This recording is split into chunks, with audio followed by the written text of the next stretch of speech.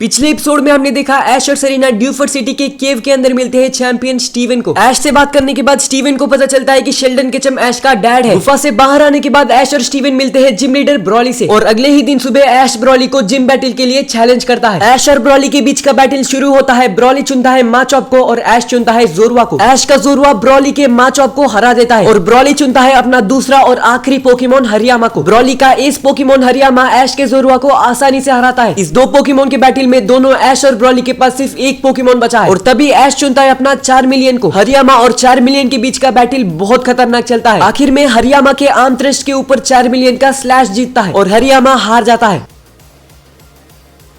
Broly का आखिरी Pokemon हरियामा हार चुका है, जिसका मतलब ऐश ने ब्रॉली को हरा दिया। ब्रॉली को यकीन नहीं होता है कि उसका एस पोकेमोन हार चुका है। ये बैटल देखकर स्टीवन और सेरेना को भी बहुत अच्छा लगता है। ऐश भी अपने जीत से बहुत ही ज्यादा खुश है। ब्रॉली 5वां ऐसा जिम लीडर है जिसको ऐश ने अभी तक हराया है। जिम लीडर ब्रॉली अपने हरियामा को वापस लेता है और आता है ऐश के पास। ब्रॉली ऐश से बोलता है, बधाई हो ऐश, तुमने मुझे हरा दिया। मैंने जितना सोचा था उससे भी तुम ज्यादा स्ट्रॉन्ग हो। जोरवा जैसे डार्क टाइप पोकेमोन से तुमने माचॉप को हराया, तभी मैं तुमसे बहुत इंप्रेस हो गया था। तुम्हारे पोकेमोन ने इस बैटल में बहुत अच्छा काम किया है, तुम इसे डिजर्व करते हो। ये बोलकर ड्यूफर्ड सिटी के जिम लीडर ब्रॉली ने ऐश को नकल बैच दिया। ऐश नकल बैच को हैप्पीली एक्सेप्ट करता है। अब ऐश के पास पूरे 5 जिम बैच है। 3 और बैच मिलने पर ऐश के 8 जिम बैच हो जाएंगे और वो पोकेमोन लीग में हिस्सा लेने के लिए तैयार हो जाएगा। स्टीवन ऐश के पास आता है और बोलता है, ये बैटल देखने में मुझे बहुत मजा आया, तुम सच में एक बहुत अच्छे ट्रेनर हो। पोकेमोन लीग शुरू होने में लगभग 3 महीने हैं और तुम्हारे पास 5 जिम बैच है। मुझे यकीन है तुम जल्दी ही 8 जिम बैच जीत जाओगे। ऐश, पोकेमोन लीग में मैं तुम्हारा वेट करूंगा। तभी ऐश बोलता है, मैं भी तुम्हें वहां पर हराने की पूरी कोशिश करूंगा। तभी सेरेना स्टीवन से आगे के शहर के बारे में पूछती है। स्टीवन बोलता है, तुम्हें आगे कहाँ जाना है? और तभी ऐश बोलता है, हमें एक ऐसे शहर पे जाना है जहाँ पर एक पोकेमोन का जिम हो। स्टीवन बोलता है, ड्यूफर्ड सिटी से आगे तुम्हें शिप में जाना होगा। इस शहर में एक बहुत बड़ा शिप है जिसका नाम है एसएस टाइडल। वो शिप तुम्हें यहाँ से सीधा स्लेटपोर्ट सिटी ले जाएगा। ऐश पूछता है, क्या वहाँ एक पोकेमोन का जिम है? स्टीवन बोलता है, वहाँ पर कोई भी पोकेमोन का जिम नहीं है, लेकिन स्लेटपोर्ट सिटी से आगे जाने के बाद प्यूटर नाम का एक शहर आता है और प्यूटर सिटी में एक बहुत ही ज्यादा स्ट्रॉन्ग जिम लीडर है। प्यूटर सिटी के जिम लीडर को वन ऑफ द टफेस्ट मानते हैं। तुम्हारे जैसे ट्रेनर के लिए वो बिल्कुल सही रहेगा। ये सुनकर ऐश बोलता है, one of the toughest gym leader. Pewter city के जिम लीडर को हराने में बहुत मजा आने वाला है। हमें इतनी इन्फॉर्मेशन देने के लिए बहुत बहुत शुक्रिया स्टीवन। तभी स्टीवन बोलता है, अभी तुम इस शिप में जाने वाले हो तो ये लो, ये एसएस टाइडल के पैसेंजर कार्ड्स है, इसको दिखाकर तुम इस शिप में जा सकते हो। सेरेना बोलती है, स्टीवन तुम्हारा बहुत बहुत शुक्रिया, अभी वक्त है एसएस टाइडल में सवारी करने का। ब्रॉली और स्टीवन ऐश और सेरेना को अपने आगे के सफर के लिए बेस्ट ऑफ लक बोलते हैं। ऐश और सेरेना भी उनको अलविदा बोलते हैं और जिम से बाहर आते हैं। पोकेमोन जिम से बाहर आने के बाद वो जाते हैं शिप के पास। एसएस टाइडल के पास जाने के बाद उनको कैप्टन मार्कस दिखते हैं। ऐश और सेरेना जाते हैं कैप्टन मार्कस से मिलने। शिप के कैप्टन मार्कस बोलते हैं, तुम दोनों को दोबारा देखकर बहुत अच्छा लगा। तो ऐश, क्या तुमने जिम बैच जीता? ऐश बोलता है, हाँ बिल्कुल, मैंने जिम लीडर ब्रॉली को हरा दिया और मुझे नकल बैच भी मिल गया है। अभी हम अपने सफर को कंटिन्यू करने वाले हैं। अभी इसी शिप से हम स्लेटपोर्ट सिटी जाने वाले हैं। मार्कस बोलता है, ये तो काफी अच्छी बात है, तो तुम हमारे इस शिप में ट्रैवल करने वाले हो। ड्यूफर्ड से स्लेटपोर्ट सिटी वाली ये जर्नी बहुत लंबी होने वाली है। ऐश बोलता है, फिर तो काफी मजा आएगा, जल्दी से शिप को स्टार्ट करो। मार्कस बोलता है, ये शिप जल्दी ही स्टार्ट होने वाली है, तुम अंदर जाओ और मजे करो। ऐश और सेरेना शिप के अंदर जाते हैं। सेरेना बोलती है, ये शिप तो बहुत बड़ा और बहुत अच्छा है, इस जर्नी में हमें सच में काफी मजा आने वाला है। एसएस टाइडल शिप के अंदर बहुत सारी चीजें हैं। ऐश बोलता है, लेकिन मुझे यहाँ पर इतना मजा नहीं आ रहा और थोड़ी ही देर में शिप शुरू हो जाती है। ऐश बोलता है, सेरेना मुझे इस शिप से समंदर को देखना है, चलो शिप के बाहर की तरफ जाते हैं। ऐश और सेरेना शिप के बाहर की तरफ जाते हैं जहाँ पर से समंदर साफ साफ दिख रहा है। मौसम बहुत अच्छा है और आसमान भी साफ है। कुछ देर होने के बाद ऐश और सेरेना को समंदर में पोकेमोन दिखते हैं। ऐश बोलता है, बीच समंदर में कितने सारे पोकेमोन हैं और यहाँ के बहुत पोकेमोन को मैं पहली बार देख रहा हूँ। सच में इस शिप में काफी मजा आ रहा है। ऐसे ही काफी देर तक ऐश और सेरेना समंदर के नजारे को एंजॉय कर रहे होते हैं, लेकिन तभी अचानक से आसमान काला पड़ जाता है। ये देखकर ऐश और सेरेना सरप्राइज होते हैं। 2 ही मिनट पहले आसमान कितना साफ था और अभी अचानक से मौसम खराब हो गया। ऐश को लगता है कुछ तो गड़बड़ है। धीरे धीरे समंदर के लहरें भी तेज होने लगे। सेरेना बोलती है, सच में यहाँ पर कुछ तो गड़बड़ है और तभी ऐश को आसमान में एक पोकेमोन दिखता है, एक बहुत ही ज्यादा बड़ा पोकेमोन जो उड़ रहा है। ऐश बोलता है, इतना ज्यादा बड़ा पोकेमोन मैंने आज तक कभी भी नहीं देखा। सेरेना उस पोकेमोन को देखती है और बोलती है, लूगिया। ऐश बोलता है, क्या तुम इस पोकेमोन को जानते हो? और तभी सेरेना बोलती है, ये एक लेजेंडरी पोकेमोन लूगिया है, ये पोकेमोन हमेशा समंदर की रक्षा करते हैं। तभी वो लूगिया जोर से चिल्लाता है और शिप पे हमला करता है। लूगिया का हमला लगते ही शिप का बैलेंस बिगड़ जाता है। ऐश और सेरेना को भी उस हमले की वजह से काफी चोट लगती है। ऐश को बिल्कुल भी समझ नहीं आ रहा है कि एक लेजेंडरी पोकेमोन ऐसा क्यों कर रहा है, लेकिन वो लूगिया शिप पर हमला करते ही जा रहा है। शिप के कैप्टन और पैसेंजर्स को भी कुछ समझ नहीं आता। लगातार लूगिया के हमले लगने की वजह से एसएस टाइडल की हालत बहुत बुरी है। तभी लूगिया पोकेमोन पोकेमोन अपनी इंसेन पावर की मदद से पानी में एक हरिकेन क्रिएट करता है। वो हरिकेन इतना ज्यादा ताकतवर होता है कि उसकी फोर्स की वजह से ऐश का पिकाचू उसके हाथ से छूट जाता है। ऐश का पिकाचू समंदर में गिर जाता है। ऐश को यकीन नहीं हो रहा है कि उसके आंखों के सामने क्या हो रहा है। उसका सबसे अच्छा दोस्त पिकाचू समंदर में डूबने वाला है। तभी ऐश पिकाचू को बचाने के लिए समंदर में कूद जाता है और काफी मुश्किल से पिकाचू को डूबने से बचा लेता है। लेकिन अभी दोनों ऐश और पिकाचू समंदर में है। पिकाचू को बचाने के चक्कर में ऐश भी मुसीबत में आ चुका है, क्योंकि अब वापस शिप पर जाना लगभग नामुमकिन है। फिर भी ऐश शिप पर वापस जाने की पूरी कोशिश करता है, लेकिन समंदर के लहरें बहुत ही ज्यादा तेज है, जिसकी वजह से ऐश और पिकाचू शिप पर नहीं जा पाते और वो दोनों समंदर में डूब जाते हैं।